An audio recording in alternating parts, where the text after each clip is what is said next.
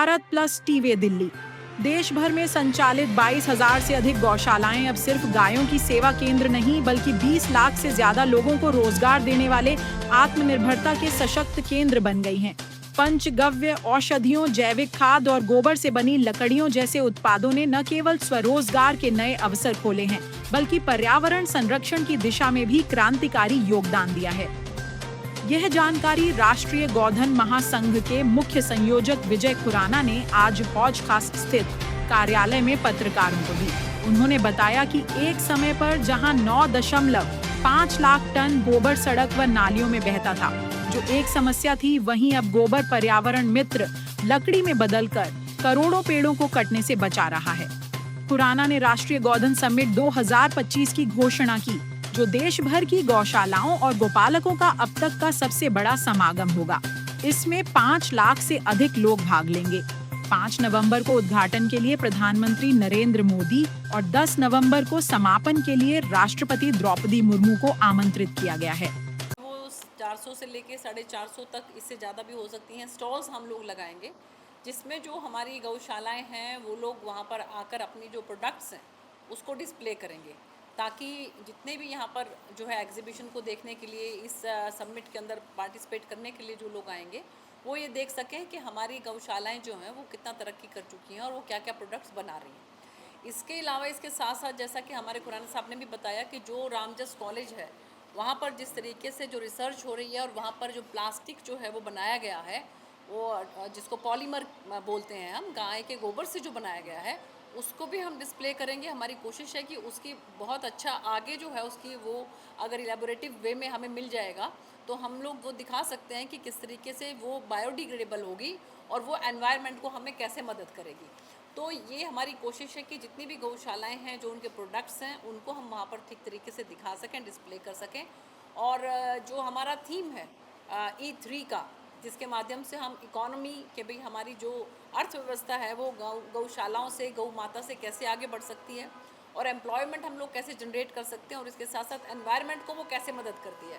तो इन सब बातों को लेकर हम लोग जो है सबमिट करने जा रहे हैं और इसमें हमें पूरी उम्मीद है कि हमारे पूरे प्रांत से, हमारे बहुत से जो मुख्यमंत्री हैं उन लोगों ने जो इसमें हामी भरी है, तो अलग अलग प्रांतों से जो है मुख्यमंत्री, उनके आने की हमें पूरी उम्मीद है। और इसके साथ साथ हमारी कोशिश है, हम लोग प्रयास में हैं कि माननीय प्रधानमंत्री जी जो हैं वो भी इसमें पधारें और इसके साथ साथ पूजनीय सर संचालक जी वो भी इसमें आए। और हमारे जो राष्ट्रीय स्वयं सेवक जो हैं उनकी, हमारी जो बहुत से अलग अलग विभिन्न जो उसमें क्रियाकलाप रहते हैं, उसमें माननीय आलोक जी हैं, तो वो सब लोग भी जो हैं इसमें हाँ भर चुके हैं। तो हमें पूरी उम्मीद है कि एक बहुत ही भव्य और दिव्य ये कार्यक्रम होने वाला है। विजय खुराना।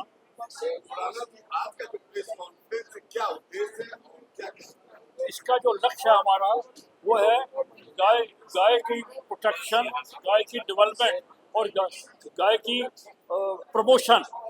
जितने भी हमारे गाय के हमारे प्रोडक्ट्स हैं, पंचगव्य प्रोडक्ट्स हैं, ये हमारी देश की अर्थव्यवस्था को ठीक करे, ये हमारी देश की बेरोजगारी दूर करे। इस काम में हम लोग लगे हुए हैं। एक इसका उजाला पक्ष जो है, इसका उजाला जो पक्ष है अभी अनभिज्ञ है।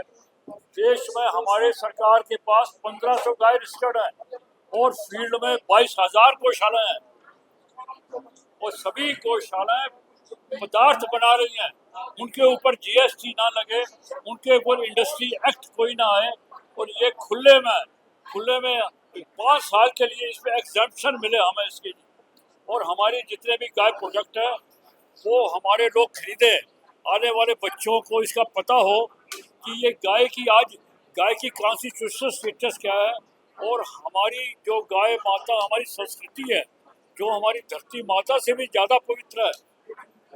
और जो हमारी गाय है ये समुद्र मंथन में से निकली हुई है।